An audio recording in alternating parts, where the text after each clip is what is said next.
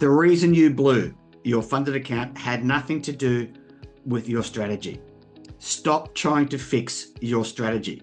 That's not why you blew up the account. Now, I know maybe that's not what you want to hear, because fixing a strategy feels productive. You can go back, you can look at the charts, you can find the bad trades, tell yourself, I won't take that setup again. Clean, logical, but it's wrong. Let me tell you what actually happened. You took a loss. That's it. A normal loss, the kind that your strategy accounts for. But something about that loss felt unacceptable. Could have been the timing, could have been your lot sizing was incorrect, could have been you were already having a rough week and you came in to the charts feeling a little bit off. So before the next proper setup appeared, you were back in the market again. Sound familiar? Not because of a signal, because of a feeling. That trade, that one right there, that's where the account started dying. Not the loss before it, the reaction to the loss.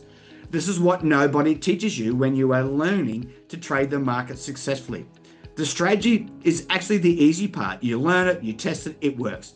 The hard part is what do you do when your strategy temporarily stops working? Because every strategy has losing streaks, every single one. The question is never did I lose, the question is what did I do after I had lost? Here's where funded accounts specifically make this harder. Let's say on a personal account, a 3% drawdown is uncomfortable. On a funded account with a 5% max drawdown, a 3% drawdown feels like a crisis. You're 6% of the way to terminating that account. But the math is the same. The feeling is completely different. So you start making decisions based on that feeling. Your stops might get tighter because you're scared of losing more, which means you're going to get stopped out of more trades that would have worked, which means more losses, which confirms the fear. Or the opposite. You start loading up, you size up because you need to recover fast before you blow that account. You know how that goes. Neither of these are in your strategy. Both of them feel completely irrational in the moment. That's the trap, traders. There's a quieter version of this that I want to mention because, well, it's sneaky. Some traders don't revenge trade. They're disciplined. They wait for the proper setups to show up and take full advantage of them when they do. But the sizing changes. Week 1, funded, they're at 0.5% per trade, conservative, sensible. Week 3, they're at 1.5% because they've found their footing. They've found the sweet spot. Nothing in their strategy changed. Their edge didn't improve. Their read of the market didn't sharpen. They just got more comfortable. So they stretched. When the drawdown hits, because it always does, those 1.5% losses hit differently than the 0.5% ones did. Emotionally, not just mathematically. The account is fine on paper. The trader is not fine. The trader is now making decisions from a place of pressure they didn't have in week 1.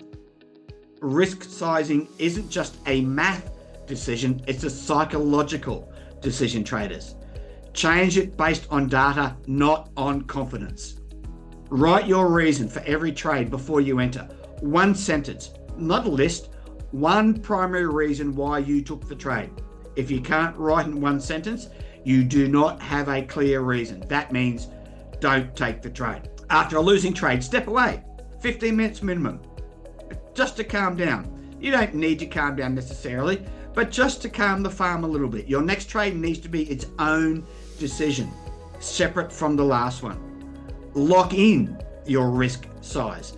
Same number every trade, not negotiable. Your strategy is not the problem. Go back and look at your blown trades, honestly.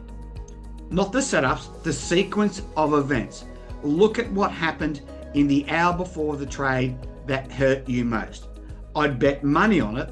It wasn't a bad setup. It was a bad state of mind going into the setup. If you made this, you will think differently about what actually blows up accounts. There's a lot more where this came from, traders. Subscribe, because this is the kind of stuff I cover every single week. This is the difference between being stuck in the trenches forever and a day or breaking out of the trenches and becoming finally a consistent, profitable, successful trader. Talk to you soon. Bye for now.